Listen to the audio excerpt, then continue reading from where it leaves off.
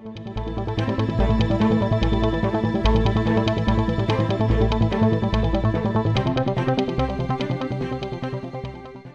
Maringá Post começa aqui mais uma série de entrevistas com os pré-candidatos à Prefeitura de Maringá. Esta nova série chega com novidades. Nós vamos gravar todas as entrevistas com os pré-candidatos aqui no VMark Studio, dando ao leitor do Maringá Post a oportunidade também de ver os candidatos e ter a chance de um conteúdo diferente a respeito desta série de entrevistas. Hoje a gente recebe o ex-prefeito de Maringá entre 2005 e 2012, foi o chefe do executivo maringaense, ex-prefeito Silvio Barros. Silvio, seja muito bem-vindo.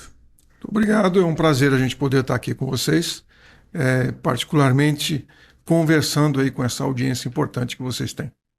Bom, participa desta entrevista o jornalista Victor Ramalho, ele que é responsável pela produção de toda essa série de entrevistas com os pré-candidatos à prefeitura e também o responsável pela editoria de política do Maringá Post. Victor. Olá, Ronaldo. Olá a todos que nos acompanham. Olá, Silvio. Mais uma vez nós agradecemos por ter aceitado o nosso convite, por estar presente conosco aqui neste primeiro episódio. E dando o start na nossa série, nós gostaríamos de começar com o tema da segurança pública, que o próprio candidato já apontou algumas vezes que seria a preocupação número 1 dos maringaenses atualmente. E nós ouvimos muito, né, esse discurso de que segurança pública seria uma atribuição exclusiva do Estado. Mas nós já estamos aguardando aqui em Maringá há algum tempo ações efetivas do governo do Paraná com relação à segurança pública e nós não temos tido tanta movimentação. Então, eu queria ouvir de você, Silvio, o que você pensa sobre essa questão e o que o município, por si só, pode fazer para melhorar a segurança pública aqui em Maringá. Bem, Vitor, vamos só fazer uma rápida recapitulação. A Prefeitura pode sim e deve participar do processo, embora constitucionalmente isso seja a responsabilidade do Estado.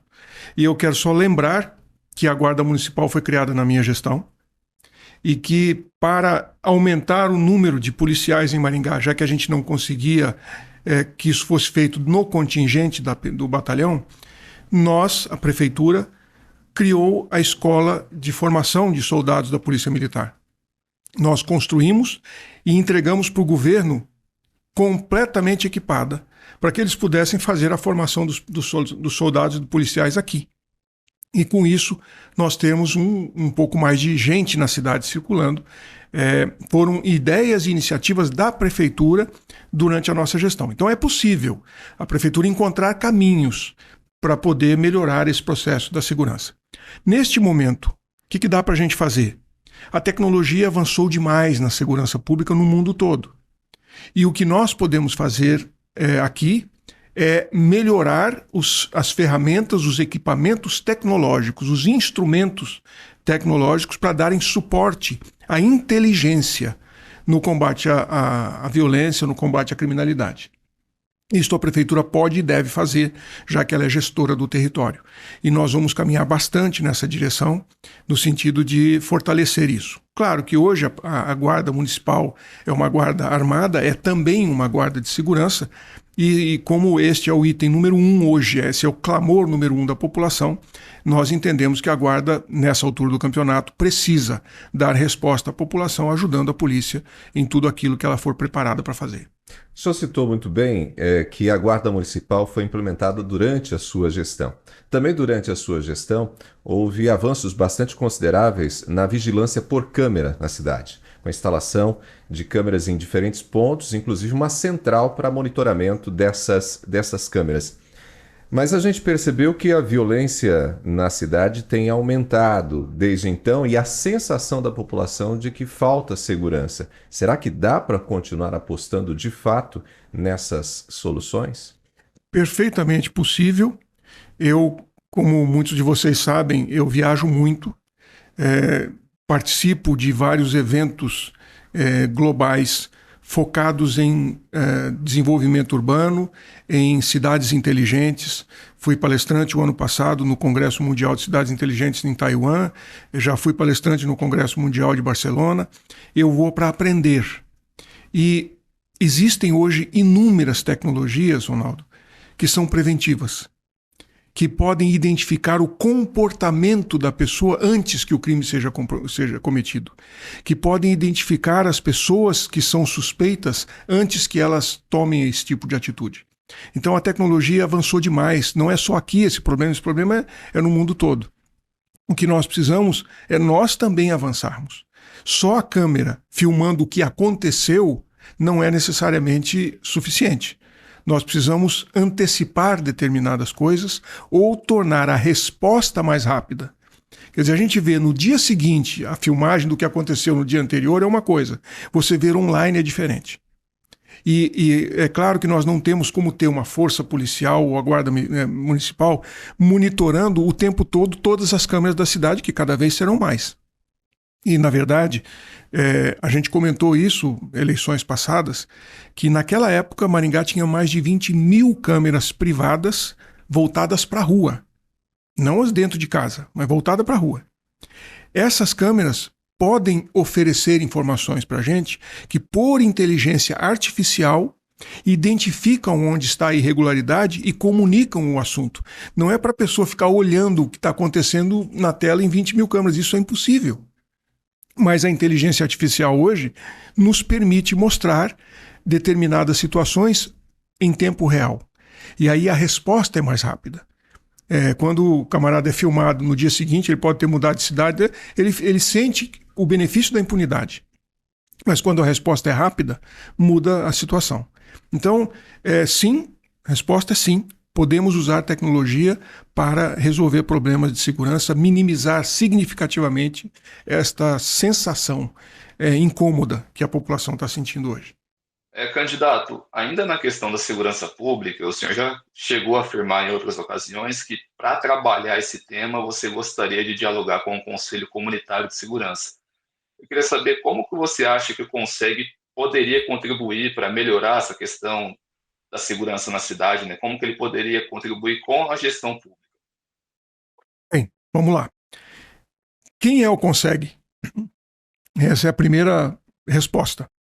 O Conseg é um conselho comunitário onde estão representadas todas as forças de segurança do município.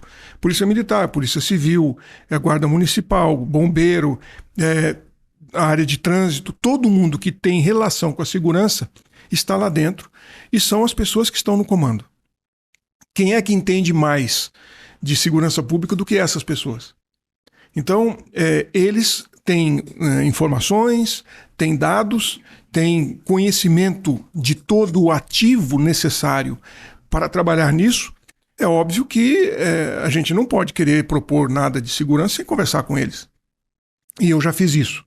Eu já fiz a reunião com a direção do Conselho para ouvi-los, para entender quais são os problemas que eles estão apontando e quais são as soluções que eles sugerem. Porque eles têm muito mais conhecimento do que eu, e é óbvio que a gente deve buscar respostas com quem sabe mais. Então, esta relação com o Conseg está, sem dúvida nenhuma, consolidada. Já avançamos em algumas ideias que eles apresentaram, e eu também tive o privilégio de poder fazer algumas sugestões para eles, de coisas que talvez eles tenham como usar de uma maneira eficaz no trabalho que vem desenvolvendo. Então, essa relação, como foi nas gestões anteriores, será também daqui para frente. Uma relação muito próxima, muito íntima e ouvindo quem tem efetivamente conhecimento de causa sobre esse tema. Aqui na área central, novo centro da cidade, a gente tem alguns pontos que a população sente, parece que ainda mais a insegurança. A Praça Raposo Tavares é um exemplo, a Santos Dumont, né, a Rua Santos Dumont, Gilberto de Carvalho. A gente tem a própria Avenida Brasil, com muita frequência os lojistas estão reclamando de lojas que estão sendo furtadas durante a noite, né, os criminosos invadem esses espaços. Então, também temos esse problema nos bairros.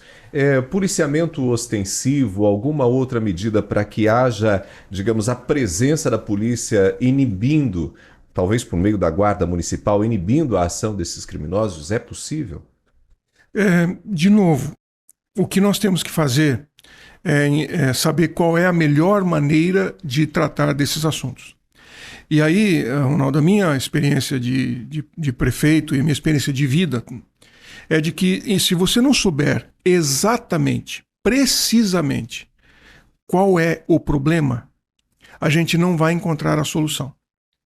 Então, nós precisamos diagnosticar com precisão cirúrgica o que efetivamente está acontecendo. Em cada lugar especificamente, que tipo de problema de segurança está ocorrendo e por quem. A partir daí a gente consegue resolver o problema. Fora disso, é tudo achômetro, é tudo chute. E a gente não tem capacidade financeira e nem de recursos humanos para ficar chutando numa situação como essa. Você comentou da Santos Dumont, da Gilberto de Carvalho, da Praça Raposo Tavares, mas nas reuniões que eu tenho feito nos bairros, eu ouvi isso dos comerciantes da Serra Azul e eu ouvi isso dos comerciantes do Mandacaru. Então, o problema é bem mais complexo e ele é dinâmico. Se você reforça o policiamento num lugar, eles vão para outro. Então, não é bem assim que a gente vai resolver. Nós precisamos de inteligência para isso e nós precisamos ir na raiz do problema. Em grande parte, a raiz do problema está na drogadição. Em grande parte está em pessoas que estão roubando para comprar drogas. E isso está associado com crime organizado em algumas situações. Então, o que eu estou propondo é que a gente, junto com o CONSEG, faça o diagnóstico absolutamente preciso dessa situação. E aí nós vamos encontrar as soluções, uma para cada coisa. E, sem dúvida alguma, a tecnologia vai nos ajudar nisso. Eu não tenho nenhuma dúvida a respeito. Mas nós precisamos ser muito mais criteriosos na identificação dos problemas. Isso vai nos ajudar a resolver muito mais rápido e com maior eficiência a um custo mais baixo. Não vejo outra forma de tratar desse assunto. Victor. Atualmente, Maringá tem uma fila que se estabilizou, né, nos últimos meses na faixa de 10 mil cirurgias eletivas, fora também a questão dos exames e das consultas especializadas, né? Pessoas aguardando na fila por esses atendimentos. Eu queria saber se o senhor acredita que é possível trabalhar para que a própria estrutura do município, né, estrutura pública de saúde, que ela absorva e dê conta dessa demanda. Eu acredito e tenho razões para poder afirmar isso, porque durante a nossa gestão a gente conseguiu zerar várias filas. O que acontece, e talvez vocês se lembrem, na época que eu estava na prefeitura, eu dizia assim, na saúde, a gente tem uma situação, digamos, muito, muito complexa e é um paradoxo. É o quanto melhor, pior. Então, quando a gente conseguiu zerar algumas filas de especialidades, e eu me lembro que a gente colocou aqui na Praça Raposo Tavares uma carreta para resolver os problemas oftalmológicos, e a gente zerou a fila. Durante uma semana, aquela carreta ficou ali com os médicos e todos os equipamentos, e a gente zerou a fila. Aí o que acontece? Quem está no plano de saúde esperando para ser atendido, fala assim, lá na prefeitura não tem fila. Então, ele sai do plano de saúde e vem para a prefeitura. Então, o fato de zerar a fila, na verdade, faz com que outras pessoas migrem para o sistema público, porque é de graça. Então, se o sistema público está funcionando melhor do que o privado, eu vou para o público. E aí a fila começa de novo. Então, é complexo esse processo, não é uma coisa simples de lidar. Mas eu tenho absoluta convicção de que nós podemos resolver isto se nós usarmos de novo a tecnologia através da telemedicina. Nós podemos ter médicos atendendo credenciados por telemedicina para um conjunto muito grande de especialidades que já estão comprovadas. Até a pandemia, o Conselho Federal de Medicina tinha resistência à telemedicina. Os médicos não tinham muita simpatia por isso. Quando veio a pandemia e eles não tiveram outra alternativa para atender os seus pacientes a não ser a telemedicina, a coisa mudou. E o próprio Conselho Federal de Medicina tem, na sua análise de avaliação de atendimento e de qualidade, uma resposta interessante. Tanto por parte dos médicos quanto por parte dos pacientes, o nível de aprovação da telemedicina foi acima de 90%. Acima de 90%. Ou seja, isso está lidado como solução. Então, se nós pudermos fazer com que tenhamos vários profissionais atendendo várias especialidades à distância, nós conseguiremos dar uma solução bastante eficaz para este problema que você levantou. E isso vai nos custar mais barato. Então, eu penso que o caminho é por aí. Várias cidades estão fazendo isso com muito êxito, com muito sucesso. E o que nós precisamos agora é copiar dos outros aquilo que deu certo. Muitas cidades no Brasil copiaram da gente as ATIs, copiaram o Almoxarifado Central, copiaram o Observatório Social. Agora é hora da gente copiar um pouco daquilo que está dando certo em outros lugares e que está reduzindo as filas em determinados atendimentos. E a gente vai ficar restrito àqueles que fisicamente exigem a presença da pessoa. Mas muitas especialidades hoje têm sido encaminhadas, principalmente os exames, viu, Vitor? Podem ser resolvidos de maneira remota através da telemedicina. A Prefeitura abriu recentemente um credenciamento de cerca de 10 milhões de reais para comprar mais de 120 mil procedimentos na rede privada. Inclusive, os vencedores estão saindo nesses dias. Silvio, como que você enxerga justamente esta parceria, digamos, com a rede privada? Acredita que este é o caminho para resolver as demandas da saúde pública? Pretende ampliar esse tipo de credenciamento, compra de serviços na rede privada? Isso está exatamente associado ao que eu acabei de responder. Eu entendo que nós devemos fazer isso, devemos ampliar o leque o máximo possível. Quando a gente trata de atendimento remoto, nós não estamos restritos a credenciamento só de empresas de Maringá. Nós podemos ter um sistema disponível para a gente. Eu já fiz exame de tomografia cardiológica aqui em Maringá e conversei com o médico assim que eu saí da máquina e ele estava em Miami. Era um médico aqui do Hospital Santa Rita, ele estava fazendo uma especialização em Miami, ele laudou o meu exame e conversou comigo de Miami quando eu saí da máquina. Automática, na hora, online. Então, eu tenho certeza que exatamente este mecanismo de credenciamento é uma das soluções mais inteligentes. Mas eu associaria isto a um processo que nos permitisse ampliar a base de credenciamento, porque isso torna o processo mais competitivo e, consequentemente, mais barato. E, obviamente, com as ferramentas que a gente tem hoje, tão eficiente quanto o atendimento presencial. Victor? Ainda sobre a questão da saúde, candidato, alguns outros pré-candidatos citaram em entrevistas passadas sobre a necessidade de Maringá construir uma nova unidade de pronto atendimento. Queria saber se o senhor compartilha dessa mesma opinião.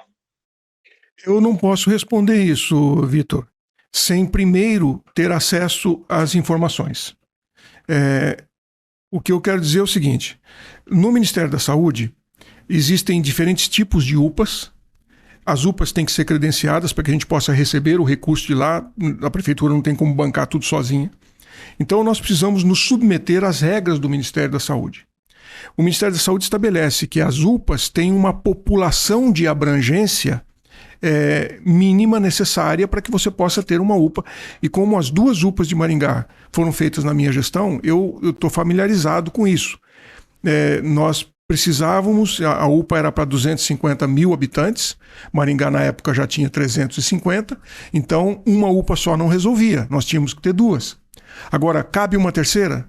Enquanto eu não tiver essas informações dentro das regras do Ministério da Saúde, eu não posso responder, porque eu estaria cometendo talvez, uma falha grave de dizer que vai fazer uma coisa que não pode ser feita.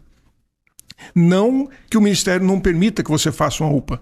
Você pode fazer, mas ela vai ser credenciada para receber os procedimentos do Ministério? Bom, é outro departamento. Então, a gente precisa ser muito coerente com isso. Mas o mais importante desse processo é o seguinte: na época que a gente constituiu as UPAs, eu fiz um questionamento à nossa Secretaria de Saúde e aos médicos que atendem na UPA, quantos procedimentos, quantos atendimentos feitos na UPA não eram atendimentos de UPA. Eu perguntei para os médicos, eu quero uma estatística. Quanto por cento das pessoas que vocês estão atendendo não precisariam ir na UPA? Eles podiam ter, o problema deles podia ter sido resolvido de outra forma. E chegou a 30%. Obviamente que se nós tivermos 30% a menos de atendimento nas duas UPAs, talvez essas duas UPAs resolvam o problema. Mas eu não tenho essas informações hoje. Então, não vou me arriscar aqui agora a simplesmente dizer, não, deixa comigo, vamos fazer mais uma UPA. Primeiro, porque eu não sei se isso é possível. E segundo, não sei se é necessário. O custo disso é alto. E a gente pode ter uma outra forma de resolver as demandas da população mais eficiente, evitando esses deslocamentos todos, desde que o sistema esteja preparado para isso. Em diferentes ocasiões, você já comentou sobre a vontade de, na área da saúde, trabalhar com a medicina preventiva. Nos mandatos anteriores, as ATIs, né, as Academias da Terceira Idade, foram iniciativas da sua gestão justamente pensando medicina preventiva. Para um terceiro mandato, que seria agora o seu retorno à prefeitura, como que seria trabalhar com medicina preventiva? Seria prioridade máxima, prioridade zero, novamente. É muito mais interessante para a sociedade e para a prefeitura que as pessoas não fiquem doentes. A cidade saudável, e não sou eu que digo isso, isto é o programa da Organização Mundial de Saúde, chamado Cidades Saudáveis, que nós implantamos aqui em Maringá na época das minhas gestões. O Maringá Saudável, todo mundo vai lembrar desse detalhe. A Organização Mundial da Saúde diz que a cidade saudável não é a cidade que tem mais médicos, mais UBSs, mais remédio, é a cidade onde as pessoas ficam menos doentes. Como é que se faz isso? Promoção e prevenção. Ensinando as pessoas a terem saúde. E foi isso que nós fizemos. O Ministério da Saúde do Brasil propôs no programa Cidade Saudável que haviam 3 iniciativas que ajudariam muito, quer dizer, na verdade, seriam as 3 iniciativas mais importantes, os pilares de sustentação da cidade saudável: reeducação alimentar, atividade física e combate ao tabagismo. Esses são os 3 pilares, e foi isso que nós fizemos. A ATI nasceu deste programa, quando disseram que tinha que ter atividade física. Então a gente criou as ATIs, nós inventamos as ATIs que hoje estão no Brasil inteiro. Nós fizemos todo um programa de reeducação alimentar, que foi muito importante para a cidade toda, e fizemos uma ação de combate ao tabagismo que foi precursora das legislações que o Brasil tem hoje. Começou aqui em Maringá, restrição de fumar em restaurante, restrição de fumar em áreas públicas. Nós que começamos esse processo. Tanto que eu fui acionado pela Souza Cruz na época, porque eles estavam perdendo fatia de mercado em Maringá. Então, nós fizemos aquilo que o Ministério da Saúde disse que deveria ter feito. E eu entendo que isso nunca poderia ter sido descontinuado. A resposta à sua pergunta, prioridade 0. Promoção e prevenção. É melhor do que recuperação e consertar o que foi estragado, porque as pessoas não sabiam como fazer direito. Victor? Candidato, agora falando um pouquinho sobre educação, um outro problema que Maringá vivenciou nos últimos anos foi a questão das filas de espera por vagas em creches. Esse problema, aparentemente, no momento, está sanado, mas nos últimos anos o carro-chefe, né, dessa questão foi a questão do credenciamento também da rede privada para vender vagas ao município. Eu queria saber como que você avalia essa medida, né? Você comentou no tópico anterior sobre a questão do credenciamento na saúde. Queria saber se na educação, se é uma medida que o senhor avalia como positiva, se é algo que você pretende adotar numa eventual gestão. Vitor, o prefeito de Maringá até hoje que fez mais creche fui eu. Eu fui o que mais construiu creches na cidade. Mas hoje, analisando a pirâmide demográfica de Maringá, do IBGE, e as perspectivas de futuro, quando a gente olha para 10, 20, até 50 anos para frente, a gente percebe que ela não é mais uma pirâmide, ela é um barril, e a cada período, a base do barril vai ficando menor e a tampa do barril vai ficando maior. O que quer dizer isso? Quer dizer que nós teremos menos crianças e mais idosos para a prefeitura dar atenção. Moral da história, construir uma creche com vida útil de 50 anos e contratar pessoas que vão ficar 50 anos na folha de pagamento, os 25 normais, depois mais não sei quantos na aposentadoria, hoje não é a melhor solução. Então, o credenciamento de vagas privadas é a solução mais inteligente, porque conforme vai diminuindo o número de crianças que demandam esse atendimento, nós podemos regular isto comprando menos vagas. Mas depois que a creche está pronta e que todos os funcionários foram contratados, aí não há o que fazer. Aí você vai ter que manter aquilo. Então, eu diria assim, é uma solução adequada, inteligente e que será levada como prioridade. E se viermos a fazer novas creches, e precisamos analisar isso, porque de repente em determinadas regiões da cidade você não tem um atendimento privado, aí a população tem direito de ter o atendimento sem precisar um custo adicional de locomoção. Então, nestes casos, a gente vai fazer com que o projeto da nova creche seja um projeto que possa ser transformado em espaço para idosos, um espaço onde a gente possa receber idosos, na medida em que a gente tem uma diminuição do número de crianças. Então, o projeto original já será feito para esta adaptação, para que a gente possa transformar esse ambiente a um custo mais baixo para um outro público que precisa de atendimento. Então, dentro dessa realidade, sim, o credenciamento é a solução mais adequada. Silvio, na compra de vagas na rede privada, essas vagas, elas evidentemente são geridas depois do ponto de vista da prática pedagógica pelas próprias escolas, né? Como que o município pode, de alguma forma, assegurar que essas crianças atendidas por essas creches, por esses centros de educação privados, estejam, de alguma forma, em sintonia com a proposta pedagógica do município, já que essa sempre foi uma preocupação da Secretaria de Educação nas suas gestões? Na realidade, o edital ele prevê que a supervisão pedagógica seja da prefeitura e não da empresa. Então, quem define a linha pedagógica é a prefeitura, é o contratante. Eu contrato aquilo que eu quero, não aquilo que você quer me vender. Então, a lógica será mantida. A supervisão pedagógica é da prefeitura, isso está em edital estabelecido, de que a gente compra o serviço que nos interessa comprar, e não aquilo que a empresa está querendo nos vender. E é assim que a coisa deve continuar. Vitor. Candidato, mudando agora de assunto e falando um pouquinho sobre infraestrutura, na sua última entrevista ao Maringá Post, né, concedida há cerca de 2 meses, você comentou que sobre a questão da infraestrutura, você teria o desejo de começar a resolver esse problema pela questão dos bairros.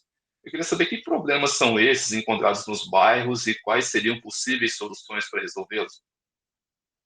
A gente tem mais ouvido, Vitor, na caravana progressista, quando nós vamos aos bairros conversar com as lideranças, claro que em determinados bairros tem problemas específicos, mas o que a gente tem mais ouvido é buraco na rua e manutenção dos espaços públicos, seja o canteiro da avenida que está cheio de mato, seja lixo, seja a situação de fundos de vale que estão mal cuidados ou terrenos baldios, enfim, o aspecto da cidade não corresponde à expectativa do cidadão. E principalmente, eu diria, talvez o problema número 1 hoje é efetivamente a condição do pavimento, dos buracos. E eu me lembro que quando assumi a prefeitura em 2004, nós fizemos um diagnóstico de toda a cidade, porque a cidade estava muito esburacada demais da conta. E o custo e o tempo para recuperar isso não era pequeno. A prefeitura tem meios para fazer isso. Na nossa época, a prefeitura tem uma pedreira, tinha uma usina de asfalto, tinha uma máquina reperfiladora que fazia o recap, e boa parte desse trabalho era feito por funcionários da prefeitura, lá da CEMUSP, que eram especialistas nesse assunto. Me dizem que hoje nada disso está funcionando, que a pedreira foi desativada, a fábrica de asfalto também não funciona mais, a usina, e que a reperfiladora não está rodando. Está sendo tudo terceirizado. Claro que também nós contratamos terceirização, porque a prefeitura não dá conta de fazer tudo sozinha. Mas agora o que a gente precisa é reavaliar esse processo, identificar as fontes de recurso para fazer isso e analisar se ainda é viável a prefeitura ter a sua própria equipe. Porque aí, em situações emergenciais, Vitor, a gente conseguia operar por nossa conta. Quando você tem um contrato terceirizado, você tem um cronograma de trabalho, você tem que entregar uma ordem de serviço e eles se programam para atender determinadas demandas que a prefeitura apresenta. E aí, quando acontece uma emergência, é complicado você desmontar tudo isso. Então, nós tínhamos a nossa própria estrutura para resolver esses problemas e algumas vezes até ponte que foi levada, a gente fez por conta própria. Então, eu diria que é preciso fazer essa análise.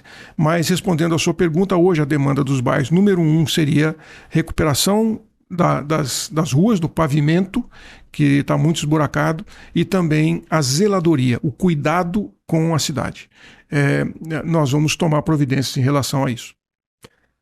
O senhor citou justamente a importância da conservação da malha asfáltica e também apontou a questão da zeladoria. A sensação de cidade suja é uma reclamação constante que a gente recebe, inclusive, dos leitores quando a gente posta algum conteúdo, alguma notícia no site, nas redes sociais, tratando sobre praças, sobre vias públicas. Essa também tem sido uma reclamação, então, que a Caravana Progressista tem diagnosticado.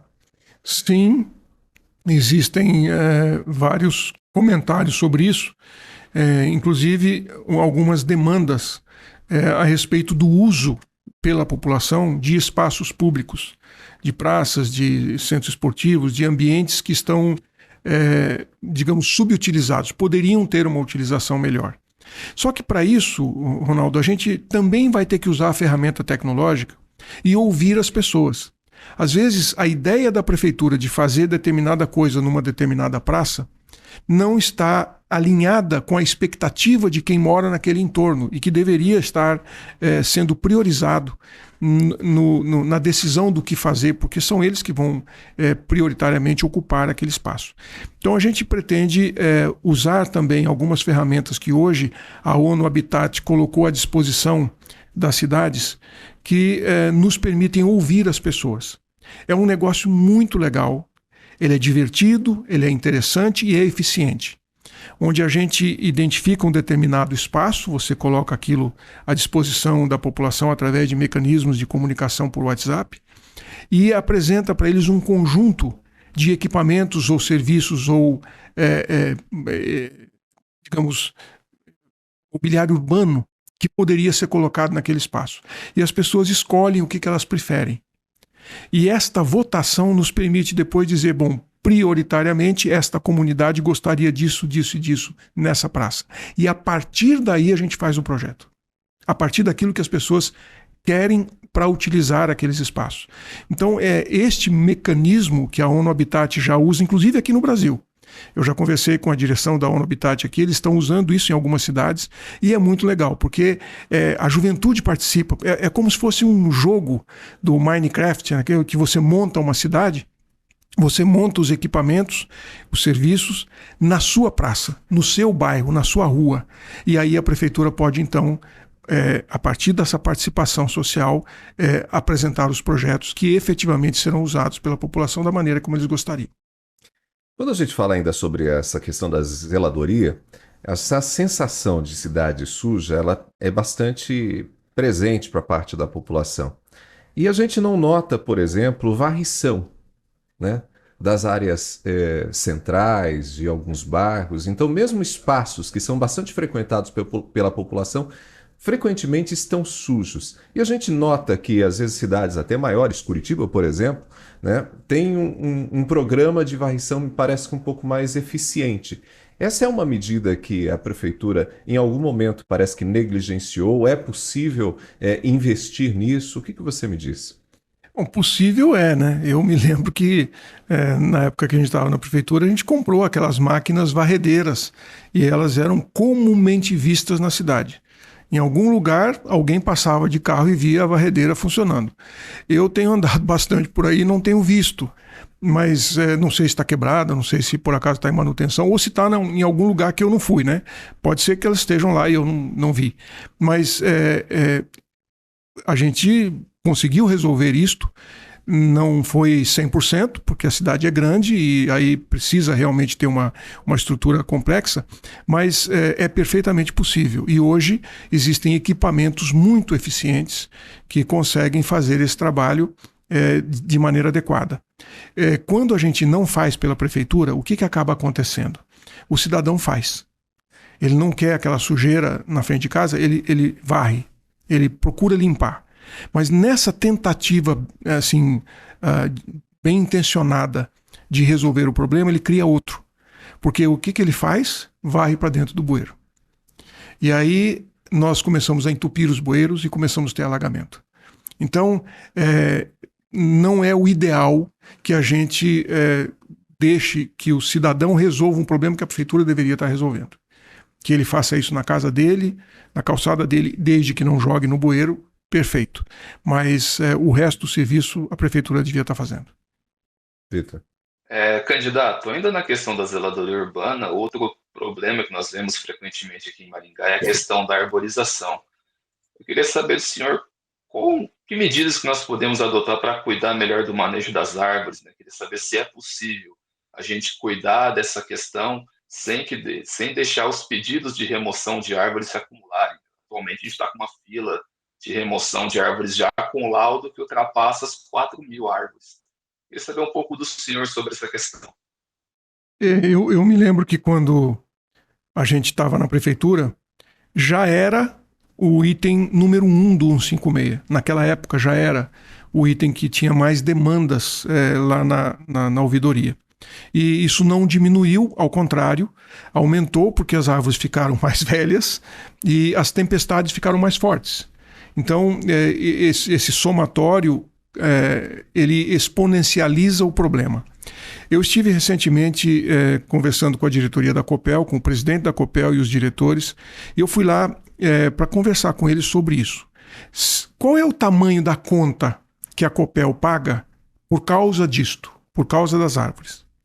Porque não é apenas o custo que eles têm de terceirizar pessoas para ir lá cortar e recolocar o poste no lugar, mas são as despesas e as indenizações que eles têm que pagar para uma sorveteria que perdeu o estoque, por um açougue que perdeu o estoque, por uma empresa que não conseguiu prestar o seu serviço. E isso tem um custo. E a nossa proposta era exatamente ver se nós conseguimos fazer uma parceria entre a Copel e a prefeitura, que são os maiores interessados nesse processo, são os que pagam as maiores contas, para que a gente trabalhasse preventivamente. Então, que nós pudéssemos aumentar a velocidade das remoções das árvores laudadas e pudéssemos aumentar a velocidade dos laudos. E isso tem que ser contratado, tem que ser terceirizado. Nós não temos como fazer isto só com a estrutura da prefeitura. A prefeitura tem estrutura, mas não dá conta.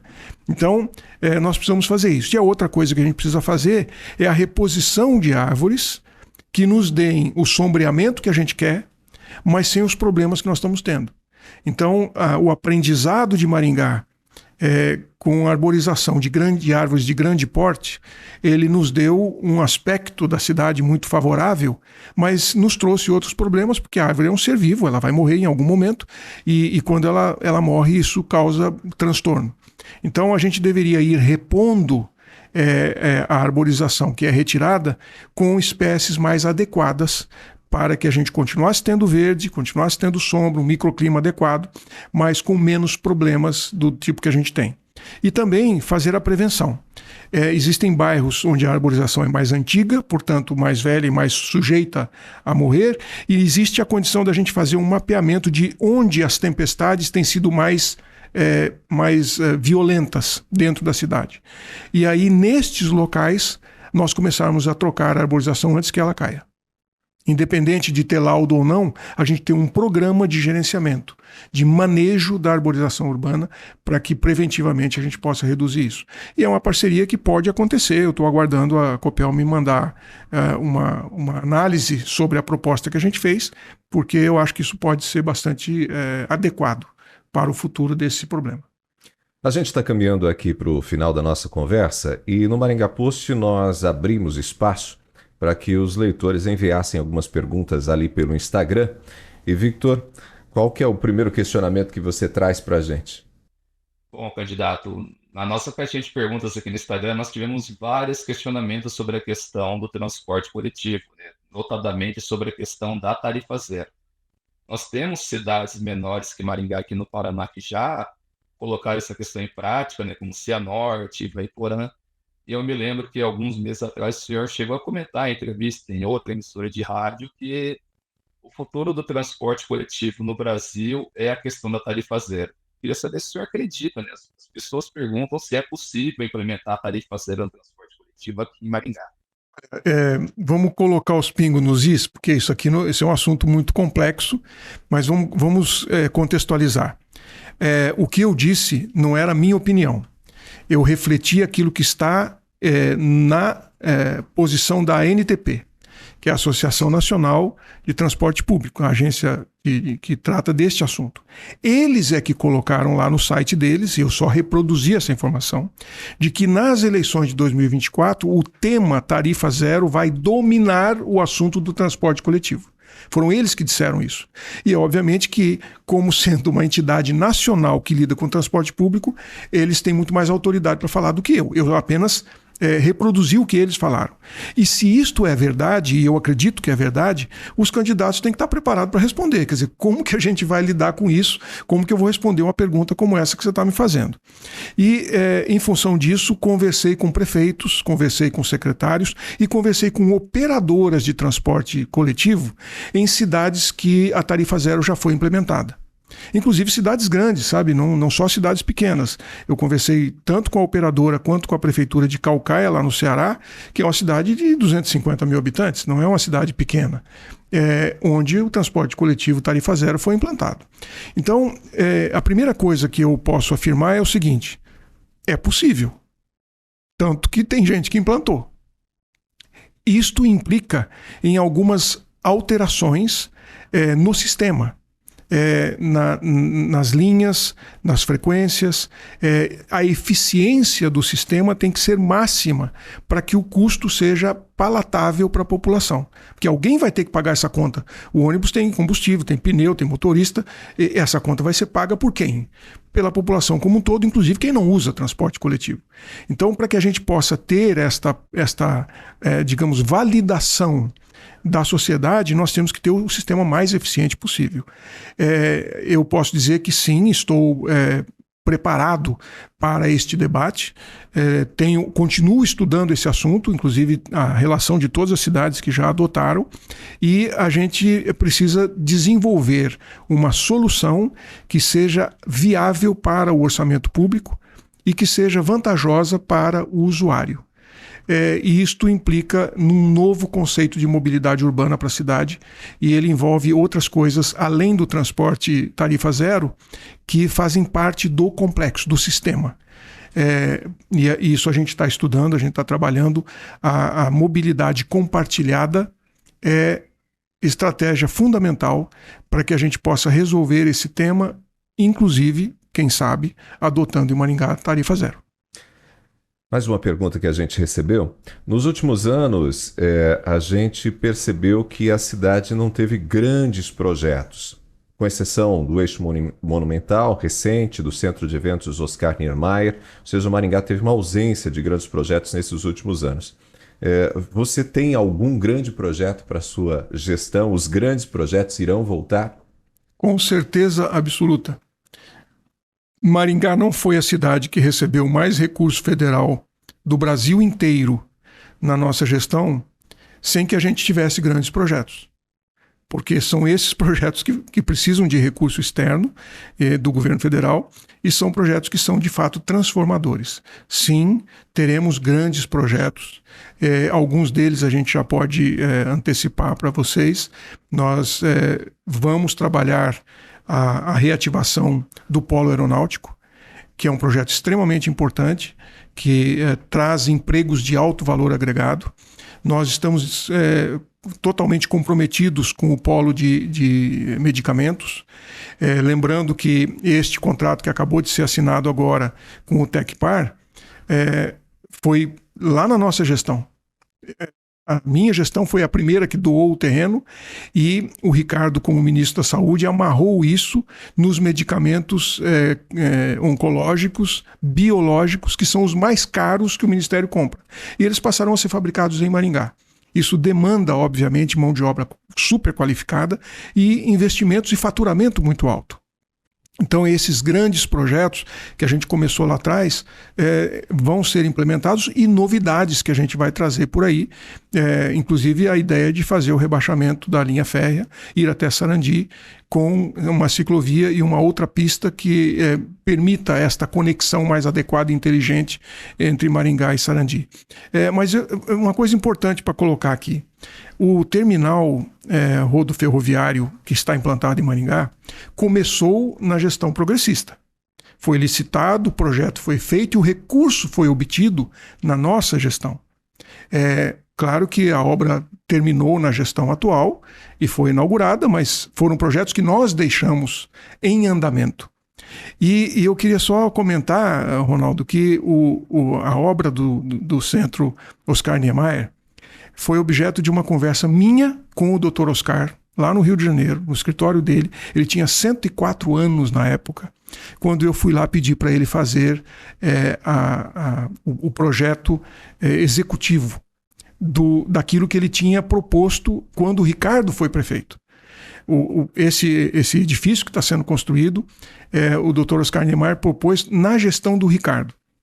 E eu fui lá, levei meu filho, que queria ser arquiteto, teve uma conversa maravilhosa com o Dr. Oscar, para a gente pedir para ele fazer o detalhamento desse projeto, e o Ricardo viabilizou os recursos junto com a bancada maringaense lá no governo federal.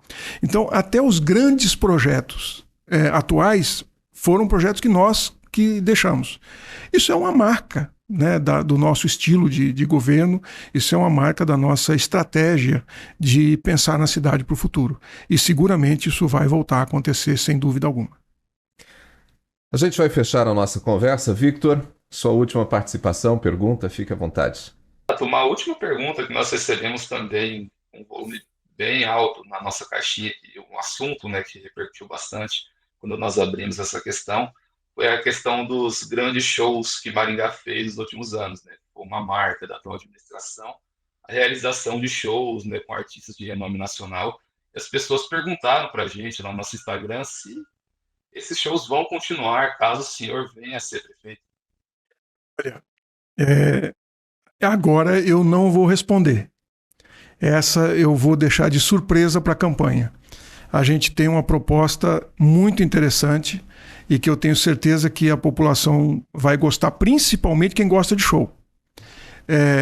E a gente vai apresentar isso muito brevemente, eu vou mostrar isso num vídeo. Podem ficar atentos aí no meu Instagram, vocês vão ver qual é a proposta que nós temos para esse assunto. Mas não é uma questão de continuar, é muito mais do que isso. Maringá é a cidade canção. E nós não usamos isto. Nós não fazemos com que o fato de ser a cidade canção gere turismo para cá, gere fluxo de pessoas, gere negócio que faça rodar a economia criativa. E a nossa proposta, caso a gente venha a ser eleito, caso a população nos dê esse privilégio, é usar isto de maneira muito mais eficaz e muito mais impactante do que tem sido feito até agora. Mas aí eu vou deixar a curiosidade para vocês verem o que a gente está propondo. Logo, logo vai estar no Instagram. Não vou segurar muito essa informação, não, mas eu tenho certeza que vocês vão gostar demais. E podem ficar tranquilos. Os shows não serão para diversão apenas da população maringaense, mas serão alavancadores da economia criativa, da geração de emprego, da criação de uma nova linha de negócios e de empreendedorismo para a cidade. Mais um pouquinho, Victor, e o candidato Silvio Barros conta o projeto, viu? Pra gente. Victor, obrigado. Agradeço, Ronaldo, agradeço, Silvio, agradeço a todos que nos acompanharam. Silvio, foi um prazer recebê-lo. Prazer foi todo meu, muito obrigado pelo privilégio e eu fico aqui à disposição. Como pré-candidato, estaremos apresentando as ideias durante a campanha e fica a critério da população maringaense escolher como quer conduzir o seu futuro. Mais uma vez, obrigado ao pré-candidato a prefeito de Maringá, Silvio Barros. Nós encerramos por aqui o nosso bate-papo de hoje nessa série com os pré-candidatos a prefeito de Maringá. Conversamos com o Silvio Barros aqui no VMAC Studio. Esta série com os pré-candidatos proposta pelo Maringá Post. A você que nos acompanhou, nosso muito obrigado.